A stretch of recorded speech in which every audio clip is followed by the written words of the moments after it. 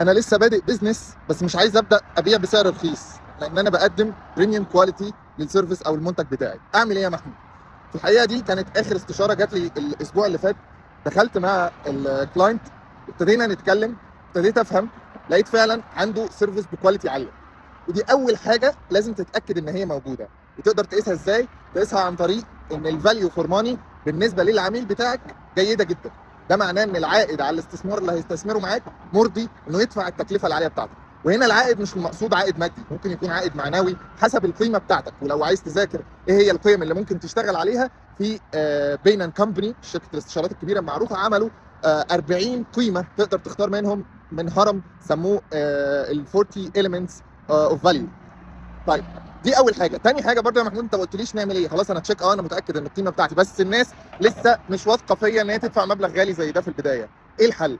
الحل ان هو زي ما انت قلت، هم عندهم لسه مشكله في الثقه. انت لسه شخص حتى ضمن الماركت او الشريحه المستهدفه مش معروف بالشكل اللي يخليهم مطمنين انه يدفعوا مبالغ كبيره معاك. وهنا نيجي ان الحل في لعبه اسمها الماني موديل او نموذج المال، اللي هو انت ازاي بتتعاقد معاه كبيمنت تيرمز. هقول لك 3 حلول وفي بونص في الاخر ممكن تطبقه. 3 حلول دول هتجربهم وتشوف مين منهم اللي هيظبط معاك. مش كل الحلول بتظبط مع الكل، بس اكيد واحد منهم هيظبط معاك.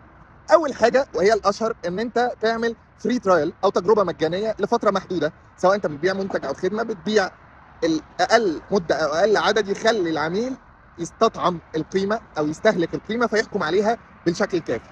تمام؟ وده في السوفت وير او الساس بيبقى فتره تجربه اسبوع، اسبوعين، شهر. تمام؟ طيب، دي مش نافعه. ايه البديل؟ البديل انك تعمل حاجه في الماني موديلنج اسمها البيمنت ويفنج. البيمنت ويفنج ان انت ما تخليش فيه بيمنت ان ادفانس او دفعه مقدم، لا، تخلي الدفعات كلها بعد تسليم القيمه او بعد فتره من الزمن، تخلي العميل بدا يحس ببروجرس. فنوعا ما كده العميل هيحس ايه؟ ان هو في البدايه مش هيدفع رقم يخضه، لا، ده هو هيبدا، وانت لما هتشتغل فانت هتنفست من معاك عشان تنجحه. فده نوعا ما يخليه ايه؟ مطمن شويه، مش ان انت هتاخد منه فلوس في البدايه وتضحك عليه، يعني ان هو هيشوف بروجرس وبعد كده يدفع. هنا هو مطمن عشان هيشوف نتيجه، بس برضو انت ما قللتش السعر. طيب، دي برضو يا محمود ما ظبطتش. ايه الحل؟ الحل ان انت تغير نموذج العمل بتاعك من ان هو فيز ثابته على ديليفربل تم قياسه بالمده، لان انت تخليه حاجه اسمها سكسس فيز او قيمه عند نجاح التنفيذ. وده بيتحسب ازاي؟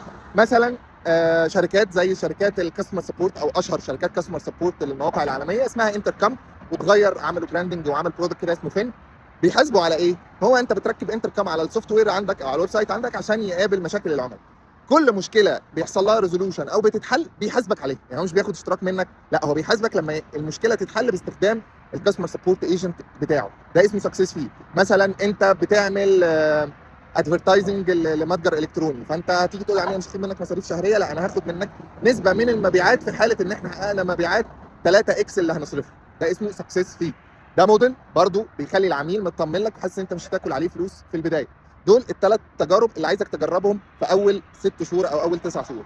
المشكله اللي انت فيها للاسف محتاجه صبر وطولة بال، بس فعلا المكسب فيها كبير. ان انت بعد كده مجرد ما المشكله دي هتتحل والنظام يستقر كماني موديل مع الشريحه اللي انت مستهدفها، الموضوع هيبقى فيه الهاي بروفيت مارجن بسبب البريميوم برايسنج اللي انت شغال بيه. اخر حاجه هقولها لك، ودي حاله استثنائيه، لو انت نموذج العمل بتاعك والنموذج المالي بيتطلب سيت اب فيز او تكلفه مبدئيه نظير سيت اب بيحصل في الاول وبعد كده الخدمه بتتنفذ، زي مثلا شركات الاي ار بي، ان هي تيجي تقول ايه، انا هاخد 10000 او 50000 في الاول، وبعد كده كل شهر او كل كوارتر هاخد 5000.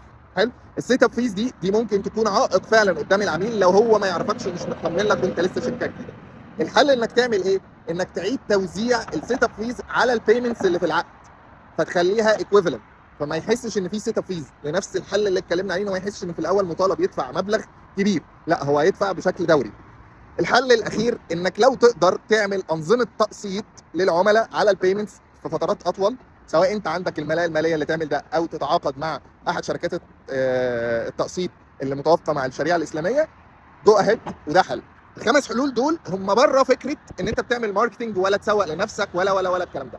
كده كده باي تايم انت ما هيبدا يتبني عندك بورتفوليو ونجاحات، التحدي ده هيقل، بس هي المشكله في الطلعه الاولى. فالحل انك تجرب النماذج الماليه اللي اتكلمنا عليها، وان شاء الله ربنا يوفقك. وتابعني عشان هديك نصايح كتير الفتره الجايه. السلام عليكم.